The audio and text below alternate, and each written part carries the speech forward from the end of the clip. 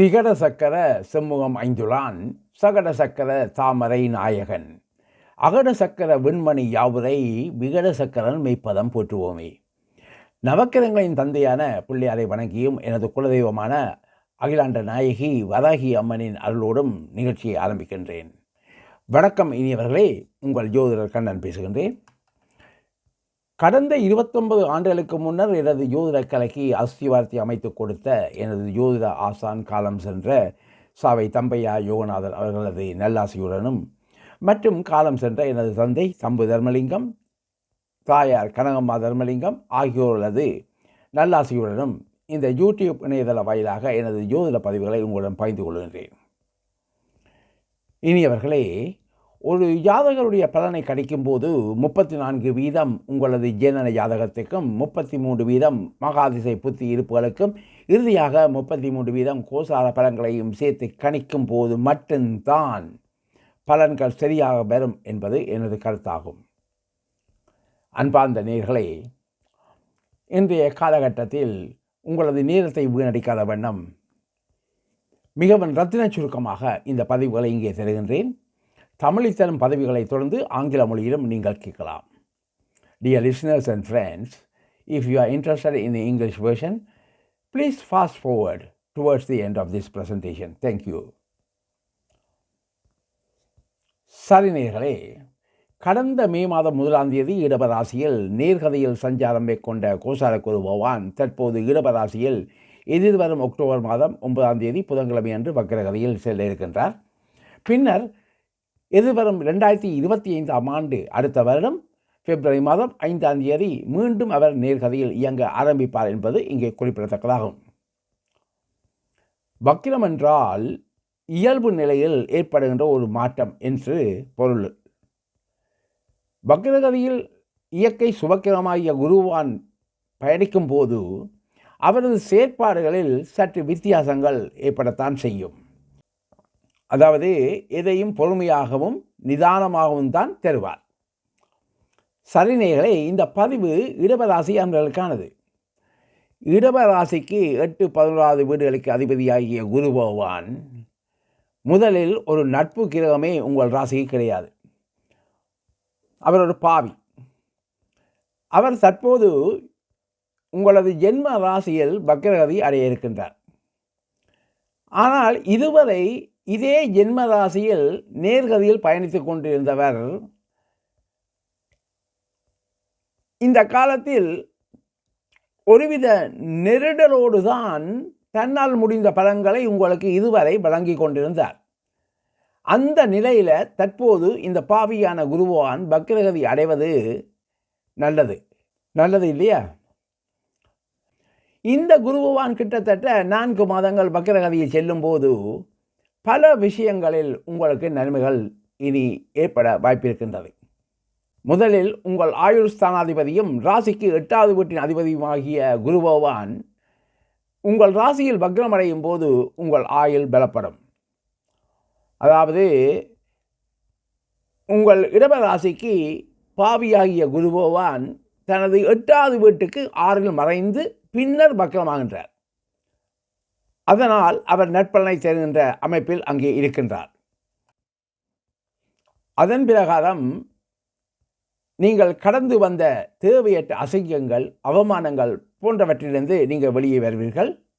மேலும் உங்களது வேலை, உத்தியோகம், தொழில் இவைகள் சார்ந்த வகையில் விருப்பமில்லாத இடமாற்றங்கள் கூட இனி நடைபெறுவதற்கு வாய்ப்புகள் இல்லை. அதே சமயம் குரு பகவான் உங்களது இடபராசிக்கு 11வது வீட்டின் அதிபதியாகி, அதாவது லாபஸ்தானாதிபதியாகி ஜென்ம ராசியில் வக்ரம் அடைவதனாலே நீங்கள் செய்யும் வேலை, உத்தியோகம் மற்றும் கூட்டுத் தொழில் சார்ந்த வகையில் பொருளாதார முன்னேற்றங்களையும் மற்றும் சில நல்ல பலன்களையும் எதிர்பார்க்க முடியும்.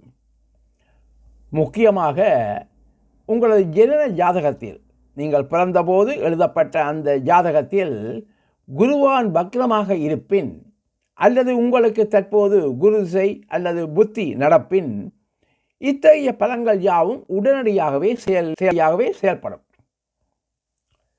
மேலும் காதல் விஷயங்களில் ஈடுபட்டுள்ளவர்களுக்கு அவர்களிடையே இருந்து வந்த கருத்து முரண்பாடுகள் தற்போது நீங்கப்படும். திருமணத்துக்காக காத்திருப்பவர்களது முயற்சிகளில் இருந்து வந்த தடை தாமதங்களும் விலகி அதற்கான நல்ல சுமூக நிலையும் ஏற்படும்.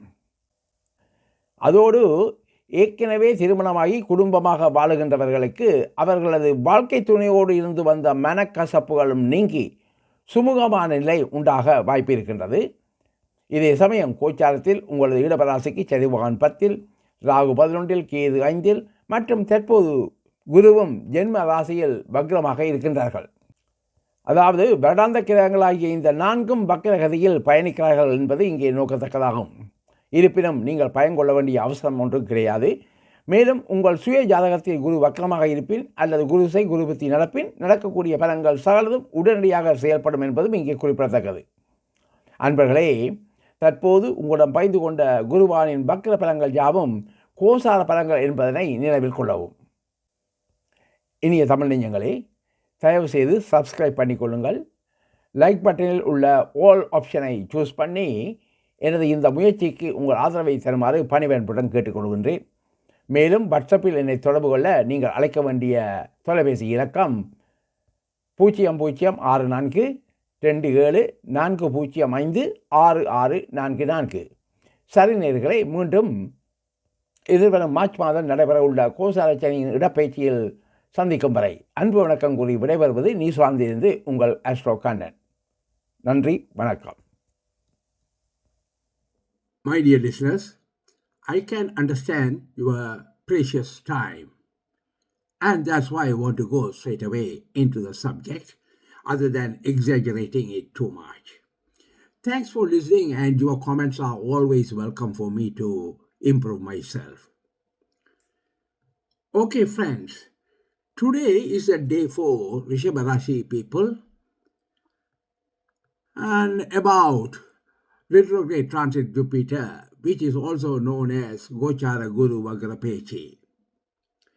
As you all are aware, Transit Guruban has moved on to your Janma Rasi on the 1st of May 2024.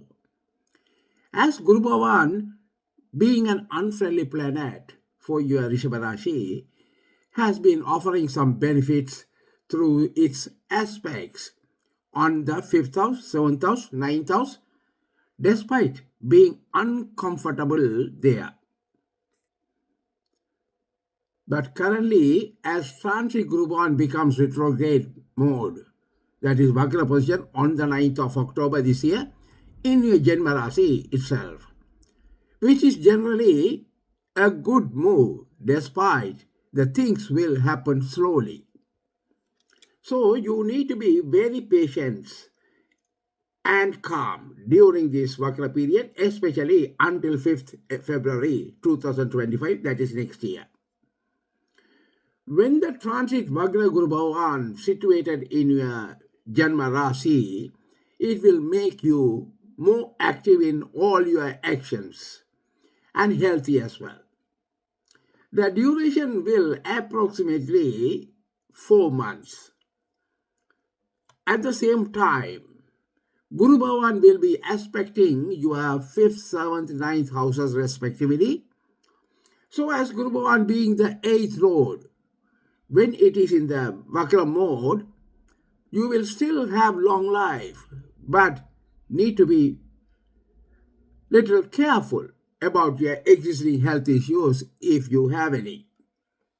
At the same time, so you will come out of ill feeling, shame, and the bad reputation caused you previously.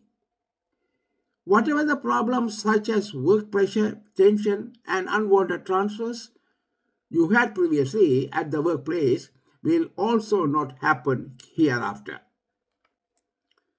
Instead, you can expect some growth and development in your job and better financial improvement as well. Business people who are in partnership will also make profits. The misunderstanding and the obstacles between the lovers will disappear and will have a good firm relationship later. Even married couple even married couple will also have the better understanding among them and will run their family life very smoothly. Finally, there's a possibility for Rishabha Rashi people to travel foreign countries, either work-based or on a holiday. At the same time, it is important to know, as the four major planets such as Saturn in the 10th house, Rahu in the 11th house, Ketu in the 5th house, and now Guru in the Janma Rasi are all in Vagra mode. Overall, people who have Vagra Guru presence in their birth charts and or facing Jupiter Dasa or Buddhi need not to be panicked for anything. Whatever said and done, as the Jupiter is 100% supernatural benefit, it will never let you down completely. Dear listeners, that's all for the day. Please remember the above said predictions are very common to everyone. If you like my presentation, just to encourage me, please press the like button and subscribe as well. I'm on WhatsApp, and if anyone needs to contact me, please call me on 006427405644.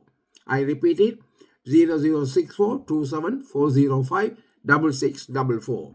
Thank you all, and see you again in YouTube when the next Saturn transit takes place in March 2025. Until then, goodbye from Ashok Anand from New Zealand. Thank you very much.